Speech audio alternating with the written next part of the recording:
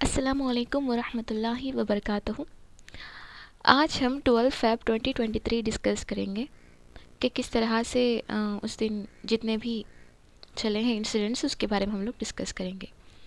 तो शुरू करते हैं आज का। आईआईटी गांधीनगर। तो आज के जो पेपर के अंदर आईआईटी गांधीनगर के बारे में है, जो गुजरात के अंदर मौजूद है। तो इसमें एक स्पेशल चेयर लगा हुआ है जो आर्कियोलॉजिकल सर्वे ऑफ इंडिया बोल के। तो उसके अंदर एक टॉपिक क्या है बोले तो इंडस वैली सिविलाइजेशन, यानी कि आईआईटी गांधीनगर के अंदर जो आईआईटी है बहुत मशहूर। तो उसमें आर्कियोलॉजिकल सर्वे ऑफ इंडिया एक मकसद के तौर पे, यानी कि इंडस वैली सिविलाइजेशन के बारे में मालूम करना है, इसकी तारीख़ मालूम करना है। और इंडस वैली सिविलाइजेशन हमारे लिए बहुत ही अहम सिविलाइजेशन है जो हमारे हिंदुस्तान के अंदर। तो इसकी तारीख़ को ज़्यादातर मालूमात सब तक पहुंचाना है, क्या क्या मालूमात हैं इसके। तो इसके लिए ये इंडस वैली सिविलाइजेशन पे ज़्यादा फोकस करे हैं। देखो हम पे इसके रिलेटेड और जो कुछ भी हम लोगों को इंडस वैली सिविलाइजेशन के बारे में आता उसको भी हम लोग पढ़ना पड़ता। तो धोलवीरा बोल के एक प्लेस है जो इंडस वैली सिविलाइजेशन का थोड़ा बहुत हिस्सा या बहुत ज़्यादा हिस्सा इसके अंदर आता। तो ये भी आके आपको गुजरात के अंदर मौजूद है। तो ये आके यूनेस्को वर्ल्ड हेरिटेज साइट के अंदर इसको क्या माना गया है, एक 48वां वर्ल्ड हेरिटेज साइट के तौर पे इसको माना गया है। ओके, तो ये बात याद रख ली। यहाँ पे जी के पॉइंट भी आ गया और यहाँ पे धोलवीरा बोल के एक इंडस वैली सिविलाइजेशन के रिलेटेड पॉइंट है। तो इसके बाद हम लोग देखेंगे। तो यहाँ पे देखो किस तरह से हम लोग आईआईटी के बारे में पढ़ लिया और आईआईटी गांधीनगर में एक स्पेशल चेयर है जो आर्कियोलॉजिकल सर्वे ऑफ इंडिया है। उसका मकसद ये है कि इंडस वैली सिविलाइजेशन के बारे में जांचना। तो उसके बाद देखो यहाँ पे IIT Indore science MOU with Ethiopia. MOU का मतलब है मेमोरेंडम ऑफ अंडरस्टैंडिंग। मतलब यहाँ पे देखो आईआईटी इंदौर और एक आईआईटी का नाम आ गया है। यहाँ पे देखो आईआईटी के बारे में हम लोग स्टार्टिंग से क्लास ले रहे थे, तो हर रोज़ हम लोग को आईआईटीज़ के बारे में देखने को पड़ता। तो मिनिमम एक 1 मंथ के अंदर 40 आईआईटीज़ के बारे में इंफॉर्मेशन हम लोगों को गैदर होते रहता है, यानी कि 40 इंफॉर्मेशंस आईआईटी के रिलेटेड हम लोग को गैदर होते रहता। तो इथियोपिया, यानी कि यहाँ पे मकसद देखो इनका, इथियोपिया में मौजूद यूनिवर्सिटियों को टेक्नोलॉजी की तरक्की में इंदौर साइंसदान की मदद है। इथियोपिया के अंदर वहाँ पे मौजूद जितने भी यूनिवर्सिटीज़ हैं, हम लोग क्या करते हैं, यहाँ के साइंटिस्ट वहाँ पे उनको मदद और इमदाद करते टेक्नोलॉजी के मतलब टेक्नोलॉजी के रिलेटेड। तो ऐसा इसको याद रखिए। तो इंदौर आपको कहाँ पे है, आईआईटी इंदौर मध्य प्रदेश के अंदर मौजूद है। तो सिंपल से हम लोग को याद रखना ये है कि IIT Indore sign MOU with Ethiopia. तो इथियोपिया से क्यों मुआहदा करती है बोले तो यहाँ पे आईआईटी इंदौर आके वहाँ के इथियोपिया के यूनिवर्सिटीज़ के अंदर उनको मतलब टेक्नोलॉजी के बेस क्या तो रिलेटेड कुछ भी रिलेटेड हो, पॉइंट्स वगैरह या कुछ भी मदद इमदाद हो फराहम करने के लिए ये इंदौर के साइंटिस्ट इथियोपिया की मदद करते हैं। तो थर्ड पॉइंट देखें, तो यहाँ पे देख सकते हैं आप आईआईटी इंदौर को। SSLV-D2 आप सुने होंगे ना, SSLV-D2 जो लॉन्च हुआ था। SSLV-D2, SSLV का मतलब है स्मॉल सैटेलाइट लॉन्च व्हीकल बोलते हैं इसको। ये Feb 10 सक्सेसफुली लॉन्च हो गया था अल्हम्दुलिल्लाह। तो इसके अंदर मौजूद सैटेलाइट का नाम क्या क्या है बोले तो नेम्स आके आपको EOS-07 अर्थ, इसको हम EOS को क्या बोलते हैं, अर्थ ऑब्जर्वेशन सैटेलाइट बोलते हैं। और आज़ादी SAT-2 गानास अंतरासिस बोल के ये 3 आके सैटेलाइट्स इसके अंदर मौजूद थे। तो हम एक मरतबा द टाइम्स ऑफ इंडिया के अंदर क्या था बोल के देखेंगे। New Delhi, Jan's 1 satellite that rode on ISRO's new mini rocket SSLV-D2 and reached its orbit successfully on Friday is the world's first satellite fully conceived, designed and manufactured using an Indian company end-to-end cloud platform. तो यहाँ पे हम लोग को simple से एक बात क्या याद रखना है बोले तो यहाँ पे देखो the SSLV-D2 was the second mission of the small satellite launch vehicle. ये बात मैं आपको फिर से याद दिला दूँ। इससे पहले यानी कि अगस्त 22 के वक्त क्या हुआ था बोले तो SSLV-1 को मतलब SSLV-1 को आके मतलब लॉन्च करे थे वो नाकामयाब हो गया था, लेकिन SSLV 2 क्या है, कामयाब हो चुका है। तो यहाँ पे इम्पॉर्टेंट पॉइंट ये हो जाता है कि SSLV का फुल फॉर्म भी हम लोग को याद रखना है, और वो कब लॉन्च हुआ है वो भी याद रखना है। और ये आके मुकम्मल तौर पे स्वदेशी यानी कि जो हमारे देश का रहता ना, वही सैटेलाइट होता, मतलब दूसरे देश से बनाया हुआ सैटेलाइट नहीं है, हमारा खुद का बनाया हुआ सैटेलाइट होता, मतलब स्वदेशी सैटेलाइट बोलते ना, ऐसा। तो उसके बाद देखो काउ हक डे February 14 विथ ड्रॉन आना है यहाँ पे। काउ हक डे मीन्स February 14 को वैलेंटाइंस डे मनाने के बजाय काउ हक डे मनाओ, बल्कि सेंट्रल से कुछ अपील आई थी यानी कि मनाओ बोल के। हमें देखो, in a single page order the AWBI said as directed by the competent authority and Ministry of Fisheries, Animal Husbandry and Dairying. The appeal issued by the Animal Welfare Board of India for celebration of Cow Hug Day on 14 February 2023 stands withdrawn. तो first of all उन्होंने क्या बोले थे, बोले तो cow हक day मनाओ February 14 को बोल के बोले थे, मतलब काउस को हक करना बोल के। फिर आको वो रखने के बाद बहुत सारे उनको कमेंट्स आए, तो देख के क्या करें, तो विथड्रॉ कर लिया, काउ हक डे नहीं नको मनाओ February 14 को बोल के। तो February 14 क्या बोले थे, बोले तो पहले काउ हक डे मनाओ बोल के बोले थे। उसके बाद देखो यहाँ पे अमेरिका का जो रिलेटेड एक सैटेलाइट है उसको लॉन्च किया गया था Minuteman-3 बोल के। Weapon system features the Minuteman-3 in intercontinental ballistic missile है ये, first become operational in the early 1970s. It is a strategic weapon system using a ballistic missile of intercontinental range. Simple से आपको याद रखना क्या है बोले तो ये मिनटमैन आके अमेरिका के रिलेटेड है बोल के याद रखो, अमेरिका के रिलेटेड सैटेलाइट है बोल के याद रखो इसको। उसके बाद हवाई जहाज़ की हिफाजत में हिंदुस्तान का रैंक 55, मतलब यहाँ पे देखो हवाई मतलब इसको विमानयान भद्रता बोलते तेलुगु के अंदर, मुझे ज़्यादातर तेलुगु अच्छी तरह से थोड़ा बहुत समझ में आती।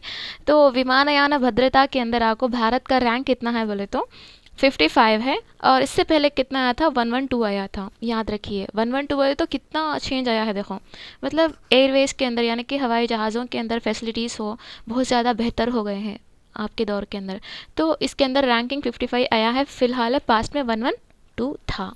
उसके बाद देखेंगे क्या है यहाँ पे देखो, ये कौन करते हैं बोले तो रैंकिंग सिस्टम देने वाले इंटरनेशनल सिविल एविएशन ऑर्गेनाइजेशन वाले क्या करते बोले तो ये रैंकिंग को देते, यानी कि हर एक सेंट्रल के अंदर यानी कि हर एक कंट्री को देखते कौन सा कैसा कैसा क्या है, वहाँ की फैसिलिटीज़ कैसा है, जैसे कि यूनिवर्सिटीज़ को ग्रेड्स देते ना वैसा। उसके साथ देखो यहाँ पे लॉकअप देते, यानी कि लॉकअप के अंदर ही आके मतलब मार के मर जाते ना लोग वहाँ पे, पुलिस वगैरह उनके लॉकअप डेथ के अंदर, यानी कि मारते या नहीं मालूम, लेकिन पुलिस के अंदर पुलिस के ज़ेरे निगरानी के अंदर जो मौत हो जाती ना लॉकअप के अंदर, उसको बोलते लॉकअप डेथ। तो 2021-2022 के लिहाज से 175 केसेस आए थे। कितने आए 175।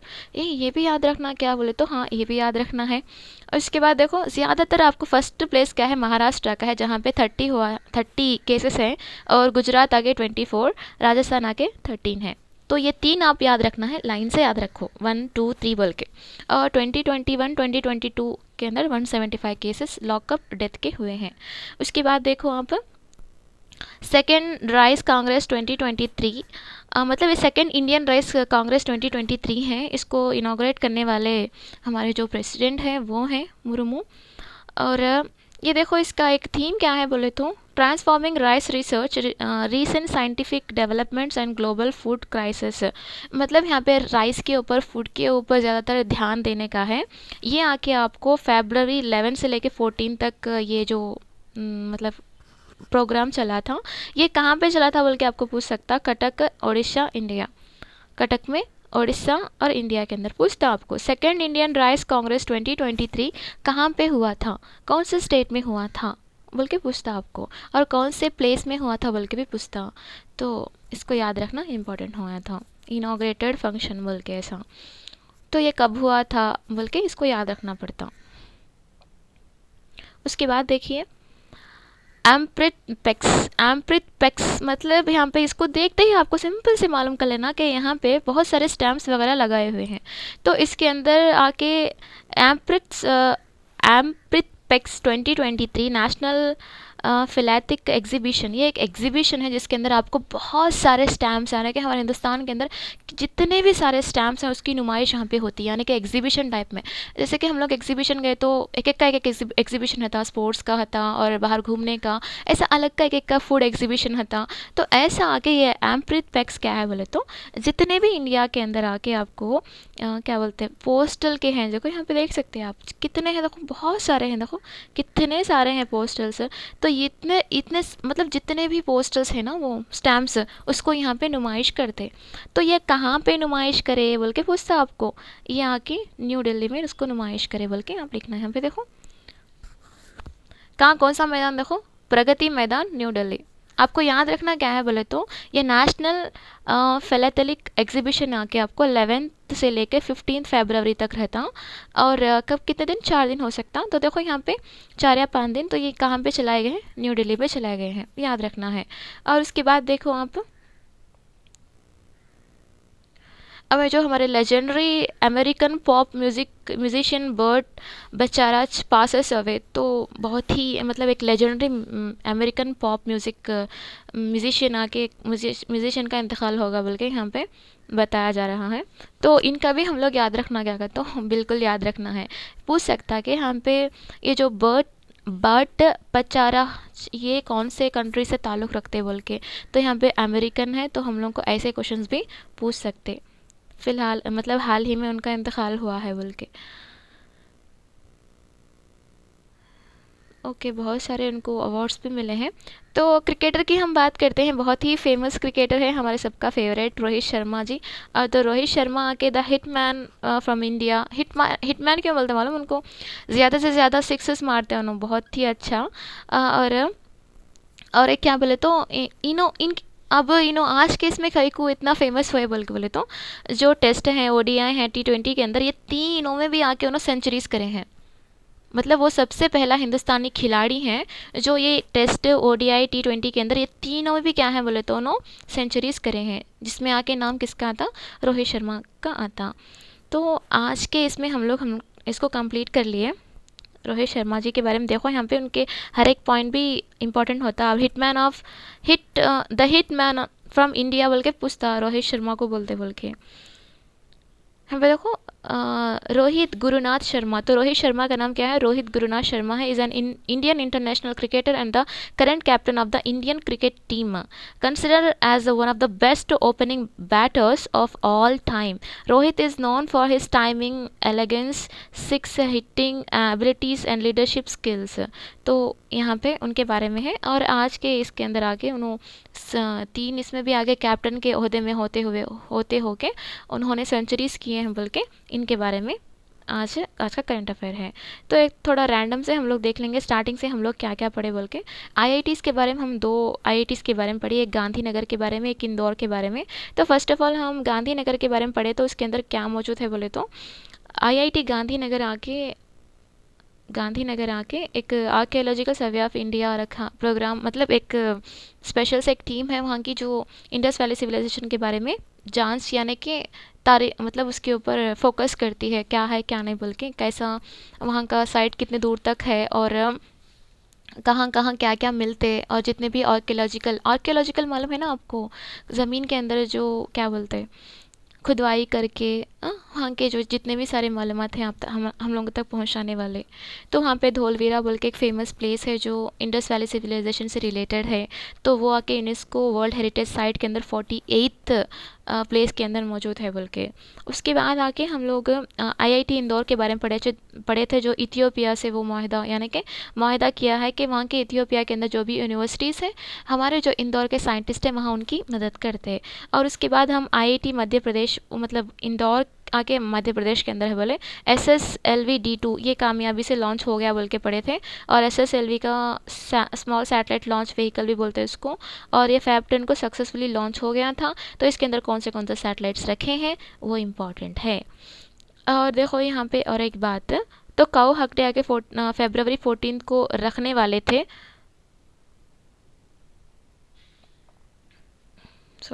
तो रखने वाले थे, तो क्या हो गया बोले तो वो विथड्रॉल हो गया, विथड्रॉल कर लिए, नहीं रखना बोल के। तो 3 आके ये आके अमेरिका से रिलेटेड है। और उसके बाद हम लोग देखेंगे हवाई जहाज़ की हिफाजत में आके हिंदुस्तान का रैंक 55 है। उसके बाद लॉकअप डेथ के लिहाज से 21-22 के अंदर 175 केसेस आए हैं। उसके बाद ये जो सेकेंड इंडियन राइस कांग्रेस 2023 कहाँ पे चलाया था कटक उड़ीसा के अंदर। और ये स्टैम्प्स यानी कि अमृत पैक्स आके आपको न्यू दिल्ली के अंदर चलाया गया था 11 से लेके 15 तक। उसके बाद आके legendary American pop musician Burt Bacharach आके इंतकाल कर चुके हैं बोल के यहाँ पे दिया है। और Rohit Sharma as the hitman from India ODI T20 और टेस्ट के अंदर तीनों में भी आके सेंचुरीज की हैं एज ए कैप्टन की तरह। ओके, तो आज के लिए इतना ही करंट अफेयर्स था। आप अपने फ्रेंड्स को बताइए, बहुत ही वैल्यूबल इन्फॉर्मेशन आपको मिलेगा। अगर कुछ इसमें गलतियां हैं तो आप कमेंट में कर सकते हैं, नहीं ऐसा है बोल के। और हम और भी अच्छी तरह से करंट अफेयर्स को किस तरह से डिस्कस कर सकते हैं उसको भी आप लिखिए, क्योंकि आपकी जो सजेशंस है वो मेरे लिए बहुत ही इंपॉर्टेंट है। इंशाल्लाह मैं इसको कोशिश करने की मतलब ज़रूर से कोशिश करूँगी इंशाल्लाह। तो जज़ाकल्लाह खैर आपका कीमती वक्त हमको देने के लिए। अल्लाह हाफिज़। अस्सलाम वालेकुम रहमतुल्लाहि व बरकातुहू।